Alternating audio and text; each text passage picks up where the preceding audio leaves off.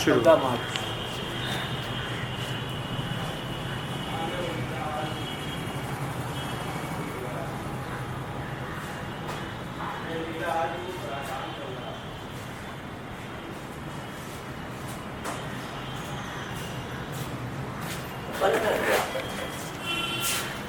उत्तर प्रदेश राजकीय अभिलेखागार संस्कृति विभाग द्वारा संचालित मौखिक इतिहास योजना में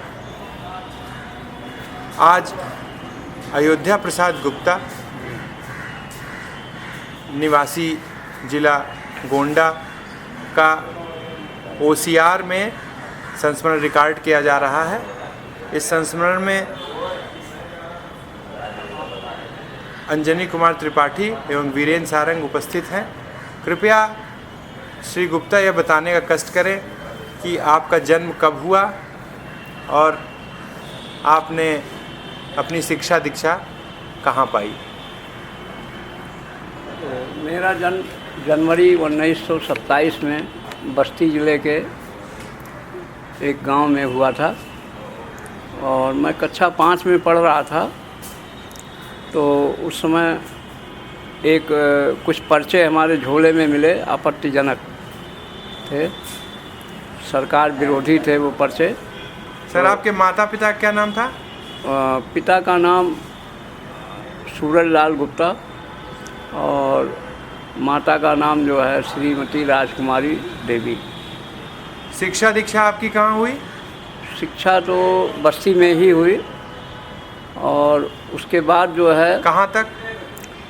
कक्षा 5 में पढ़ रहे थे तो कुछ आपत्तिजनक जो है पर्चे निकले झोले में, तो हेडमास्टर ने नाम काट करके। किस वर्ष की बात होगी? ये 27, 33, 32 के आसपास की है। तो 5 वर्ष तब आपकी उम्र थी? जी हाँ।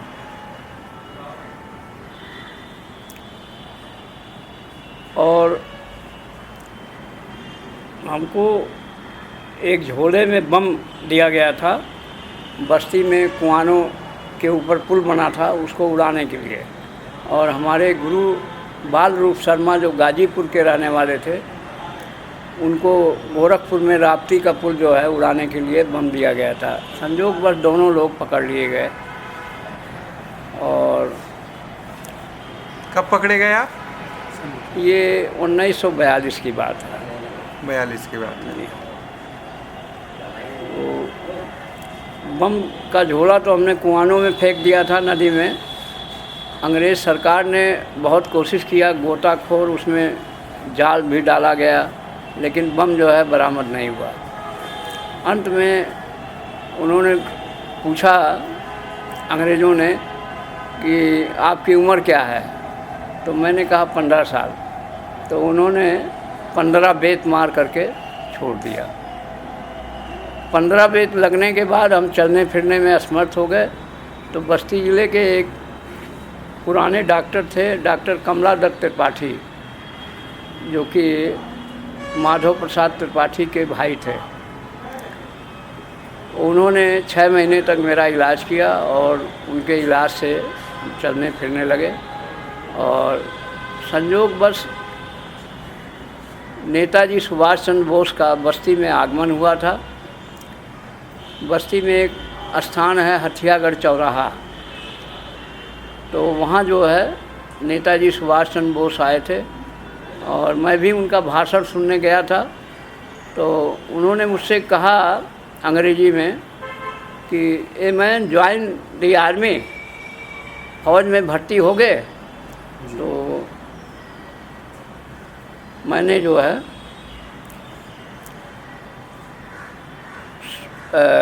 यस कह दिया और वो फिर हमारा नाम वगैरह नोट करके ले गए। इस तरीके से बस्ती में 1000 स्वतंत्रता संग्राम सैनिक आज़ाद हिंद फौज में भर्ती हो गए।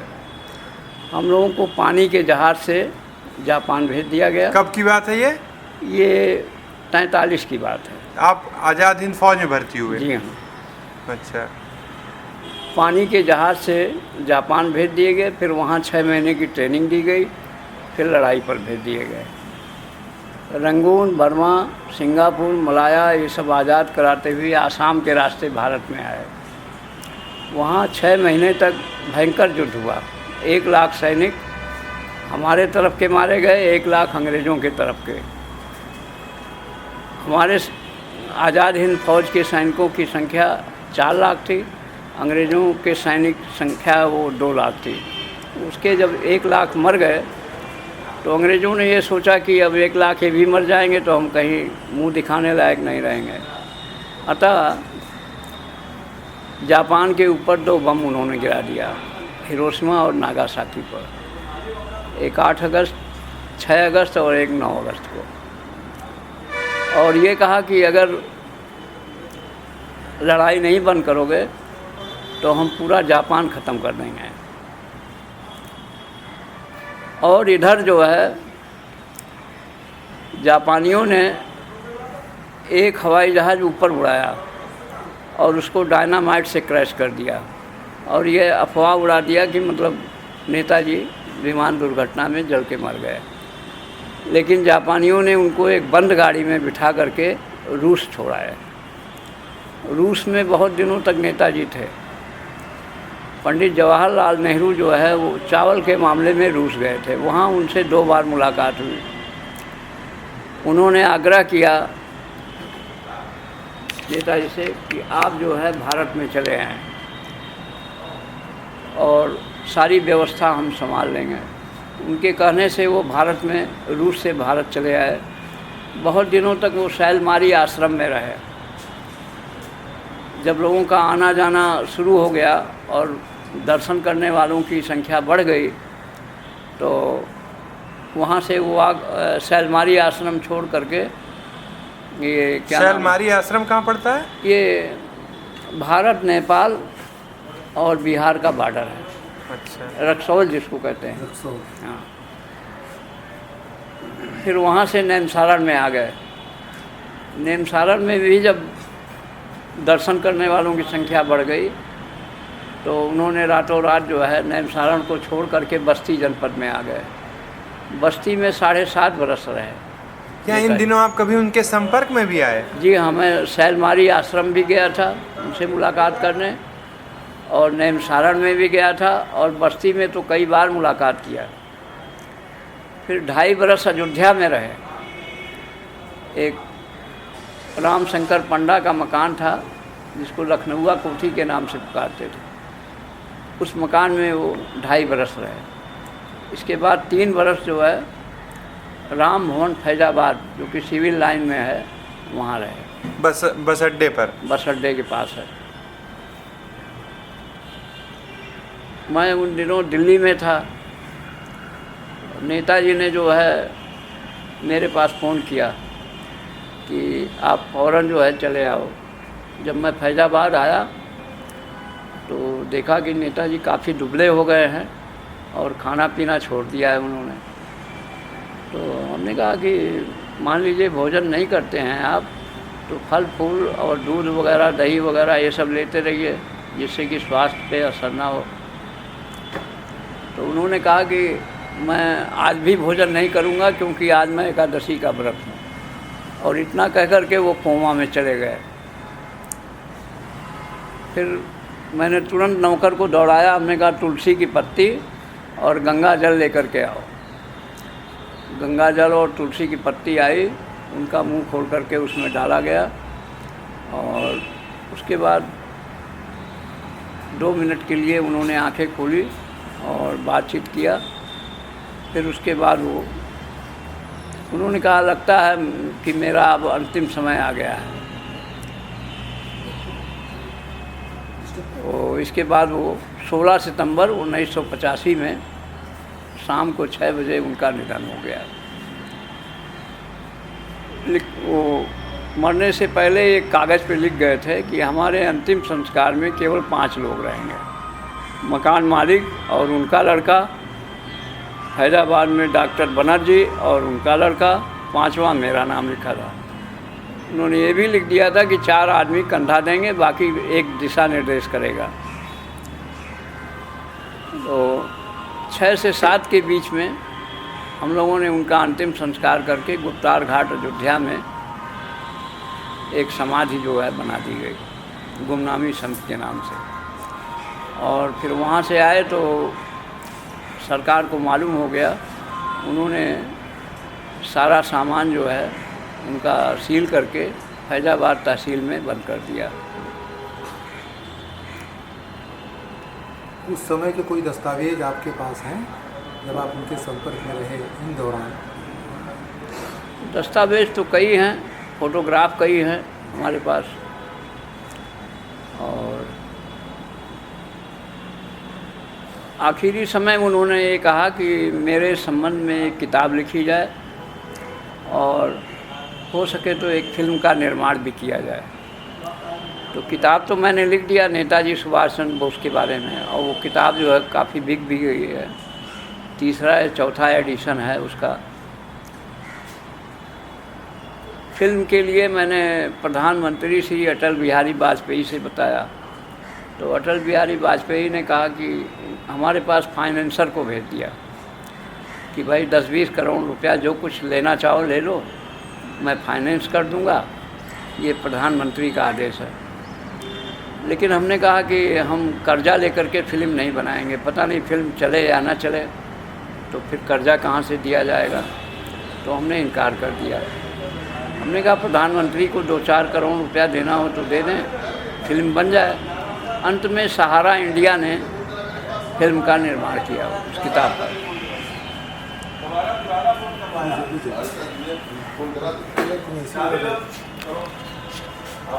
जल्दी आने फायदा क्या हुआ? जी हाँ। तो प्रमाण पत्र हम लोग को मिल सकता है उसका? हाँ हाँ। अच्छा। और जैसा कि आपने कहा कि हम सुभाष चंद्र बोस जी के साथ भी थे, जी हाँ। और बाद के दिनों में अयोध्या और कौन सा आश्रम आपने बताया था, जी हाँ। तो उस समय के दस्तावेज क्या मिलेंगे क्या आपके पास से? उस या समय उन्होंने लिखा था कि हमको 4 आदमी कंधा देंगे और ये करेंगे, वो लिख कर गए थे अपनी वसीयत के तौर पे, क्या वो भी मिलेगा क्या हमें? नहीं, वो तो नहीं मिल पाएगा, इसलिए कि हम लोगों ने उस चीज़ पे ज़्यादा गौर नहीं किया। अच्छा। हाँ, नहीं तो वो भी रख लेते। ये है कि जब मैं गया आखिरी बार उनसे मिलने, जी। तो सेविका जो है वो चाय और बिस्कुट लेके आई थी, तो उन्होंने डांटा उसको, नेताजी ने उस सेविका को डांटा, कहा कि देखो मेरा 40 साल पुराना साथी आया है, जाके तुम काफ़ी ले आओ, और बंगाल से जो रसगुल्ले आए हैं उसको ले आओ एक प्लेट में। तो नेताजी के साथ में बैठ करके हम लोगों ने काफ़ी पिए और रसगुल्ले खाए। और बल्कि मैंने नेताजी से ये भी कहा कि आप कोई अच्छा सा पद ले लीजिए सरकार में, तो वो तुरंत क्रोधित हो गए। उन्होंने कहा कि मुझे इस गंदी राजनीति से नहीं जुड़ना है, मेरा काम था देश को आज़ाद कराना, जिसके लिए मुझे हथियार उठाना पड़ा, और देश आज़ाद हो गया। अंग्रेज़ जो है स्वतः जो है छोड़ करके चले गए। तो आप जिस समय आज़ादी की लड़ाई लड़ रहे थे, जी हाँ, आंदोलन में आप सक्रिय थे, तो उस समय आपकी मन स्थिति कैसी होती थी देश के प्रति, समाज के प्रति, आंदोलन के प्रति, या उस समय अंग्रेज़ों के प्रति? आप कैसी स्थिति में, अपनी मानसिक स्थिति को किस स्थिति में आप पाते थे, क्या सोचते थे? जी।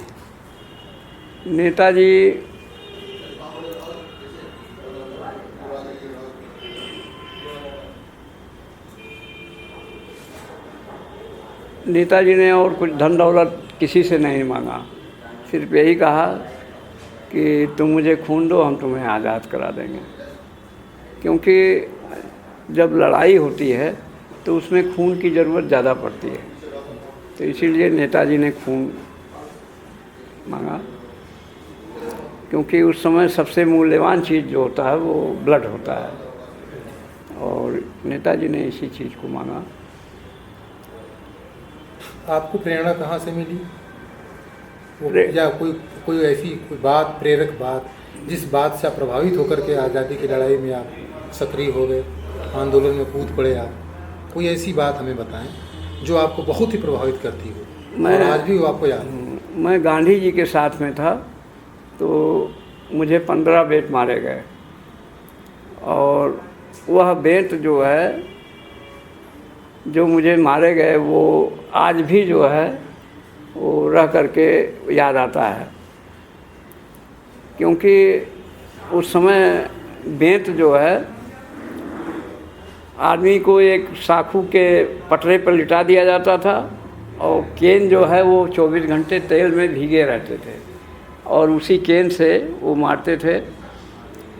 और पीठ पर लगने के बाद उस जगह की चमड़ी जो है वो ख़त्म हो जाती थी, मांस जो है वो दिखाई पड़ने लगता था। तो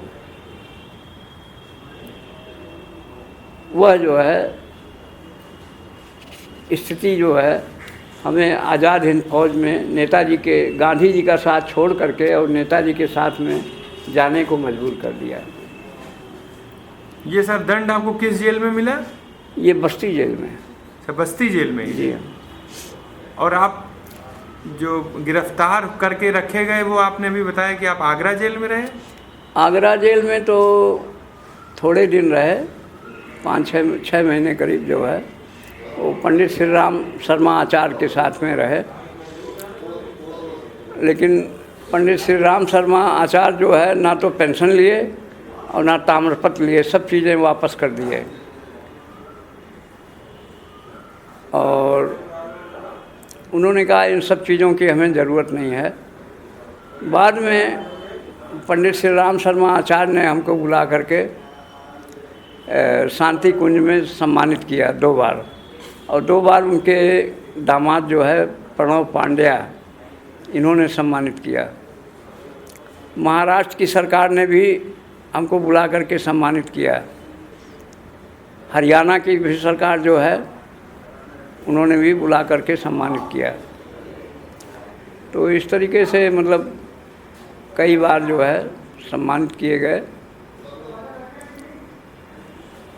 बाबूजी, जो आपने बताया कि आपको 15 बेंत जब की सज़ा हुई, जी हाँ, तो उसके पूर्व किसी न किसी कारणवश, या बम रखने के कारण या किसी कारणवश जब आपको बेंत की सज़ा हुई, उसके पूर्व आप किस प्रेरित वाक्य के द्वारा आप आए, या किसकी प्रेरणा से आप आए?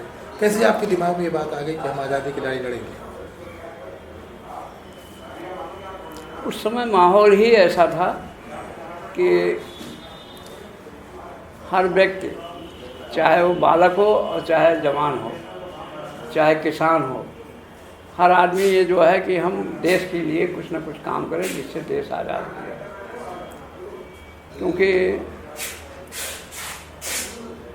ये बनारस हिंदू यूनिवर्सिटी और काशी विद्यापीठ के बालक, विद्यार्थी और अध्यापक, ये मतलब कॉलेज को बंद कर दिया गया, और इन लोगों को जो है हर गांव में, हर ज़िले में ड्यूटी लगा दी गई कि जाओ आज़ादी के लिए काम करो।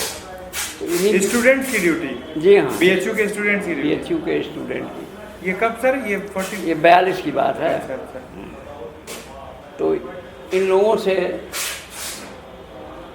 14-14 वर्ष के, 16-16 वर्ष के, 18-18 वर्ष के छात्र जो है जी, वो आज़ादी के लिए काम करने लगे। उस समय वही टीन का भोपा जो है चलता था, और गांधी आश्रम का झोला, उस एक झोला लटकाया और टीन का भोपा, और गांव-गांव में उनका काम था घूमना और आज़ादी के लिए तैयार करना। तो हमको प्रेरणा जो है उन्हीं अध्यापक और छात्रों से मिली। आप भी कुछ गांव घूमे उसमें, भोपाल लेकर के और गांधी का झोला लटका करके? हाँ, दो चार गांव जो है जी, और 2-4 जिले भी भ्रमण किए। ये बात है। कौन कौन से जिले सर? गोरखपुर, संत कबीर नगर, खलीलाबाद और बस्ती का तो करीब करीब प्रत्येक गांव हम घूमे। बस्ती तो आपका गृह जनपद था? जी हाँ। सन 42 से लेकर 47 तक जी हाँ। कोई यादगार घटना बताइए।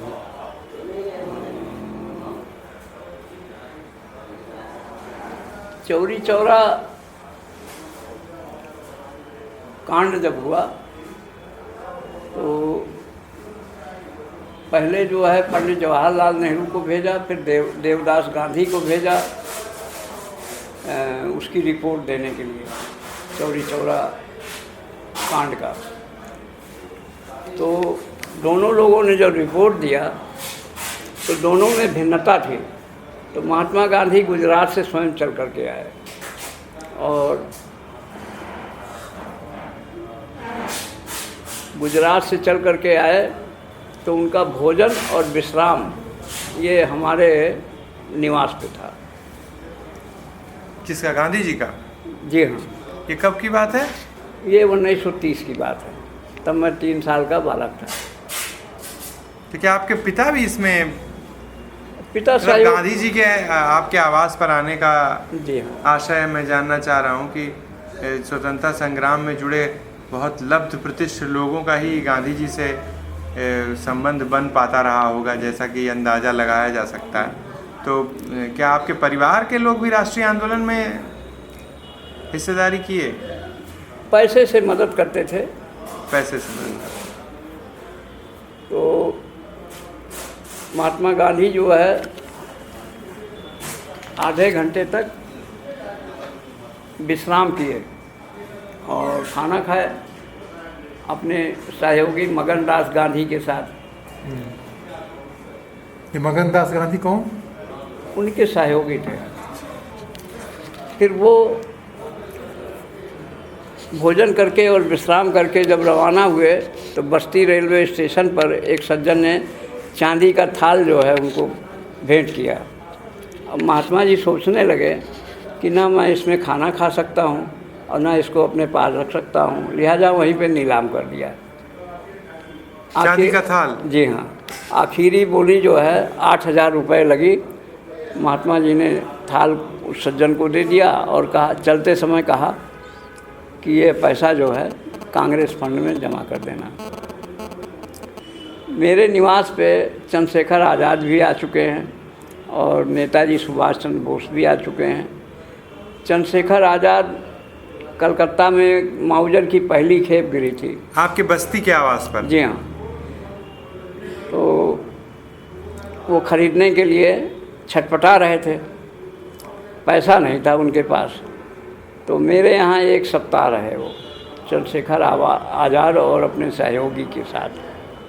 तब तो सर आपकी पैदाइश नहीं हुई होगी? नहीं, आपकी 27 की बॉर्न है। जी हाँ। और HSRA के ये पिताजी बताते हैं हमारे। ये पिताजी के द्वारा। इसका मतलब ये प्रेरणा आपको बहुत बचपन से ही पारिवारिक रूप से मिलती रही है? जी हाँ। तो पिताजी हमारे बताते हैं कि मैंने उस सस्ते ज़माने में 4,000 रुपये चंदा वसूल करके दिया कि जाओ भाई। उस समय 200 रुपये का एक माउजर आता था। 20 माउजर खरीदने के लिए पैसा उनको दिया गया और सुबह 4 बजे के टाइम एक टांगा जो है कर दिया गया। टांगे को कपड़े से, चद्दर से चारों तरफ से ढक दिया गया। आज़ाद और उनके सहयोगी उस टांगे पर साड़ी और ब्लाउज पहन करके बैठे, मतलब ऐसा लगे कि दुल्हन जा रही है।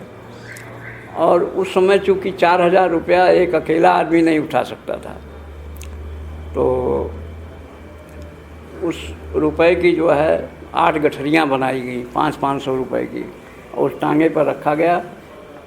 वो टांगा जो है उनको फैजाबाद रेलवे स्टेशन पे छोड़ करके आया।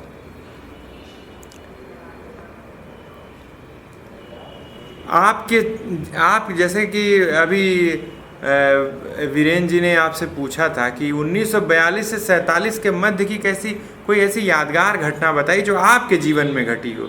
ये तो आपने बताया जो पिता से प्राप्त प्रेरणादायक कहानियों के रूप में हम लोगों को प्राप्त हो रहा है, ये सौभाग्य की बात है। लेकिन आपके जीवन में उस वक्त ऐसी कोई यादगार घटना जो बड़े नेताओं के साथ घटी हो, या ऐसी इंस्पिरेटिव इंसिडेंट की जिससे कि लगता है कि आपका एकदम से डाइवर्जन हो गया, क्योंकि आप जब 27 के बाहर हैं तो 16-17 साल आपकी उम्र रही होगी। जी हाँ। और आपने पूरा स्वतंत्रता आंदोलन का समय देखा है। तो ऐसी कोई यादगार घटना? सबसे ज़्यादा यादगार घटना ये थी कि जब हमारी फ़ौज, आज़ाद हिंद फ़ौज जो है आसाम में जब आई और वहाँ 6 महीने तक भयंकर युद्ध हुआ अंग्रेज़ों के साथ, और जब उन्होंने जापान के ऊपर बम गिरा दिया तो जापान ने खर्चा पानी देना बंद कर दिया आज़ाद हिंद फ़ौज को, जिससे जो है और हमारे सैनिक जो है वो लड़ाई का मैदान छोड़ करके आगे जाने को तैयार नहीं थे। तो महीनों तक वो भूखे और प्यासे लड़ते रहे, क्योंकि जब जापान ने सेना को मदद करना बंद कर दिया तो हथियार की कमी आ गई, राशन की कमी आ गई, गोला बारूद की, दवाओं की कमी आ गई। तो ये सब हम लोगों के जीवन की सबसे बड़ी महत्वपूर्ण घटना कि आप सर INA के किस विंग में थे? मेडिकल कोर में, जिसमें मेडिकल कोर में? जी हाँ, लक्ष्मी सहगल थी कानपुर की, अभी 2 साल हुआ। हाँ, डॉक्टर थी। हाँ, 2 साल।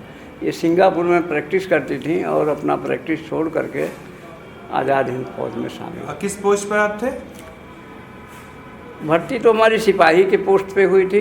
हाँ। लेकिन हमको बाद में मेडिकल कोर में बुला लिया गया, रेड क्रॉस में। लक्ष्मी सहगल जी के कुछ संस्मरण आप सुना सके तो? लक्ष्मी सहगल तो उस समय बहुत व्यस्त रहती थी, क्योंकि 40,000 तो केवल औरतों की फौज थी, जिसके कमांडर जो है कैप्टन लक्ष्मी सहगल थी।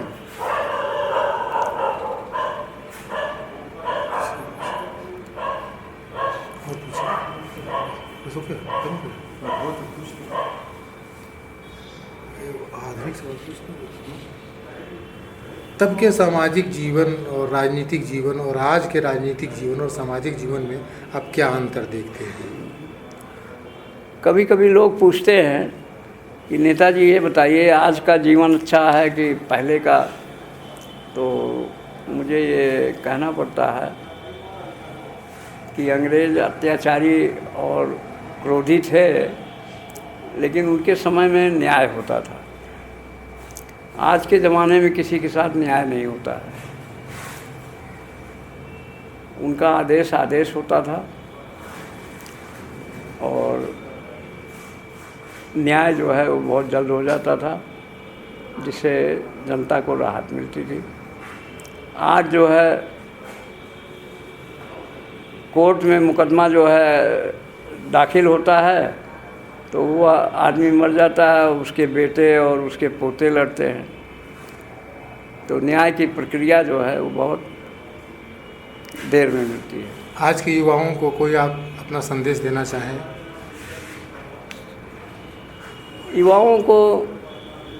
युवाओं से हमें यही कहना है कि हमेशा वो तैयार रहें, जब भी देश के ऊपर कोई आफत आए तो उससे निपटने के लिए वो पूरी तरीके से तैयार रहें।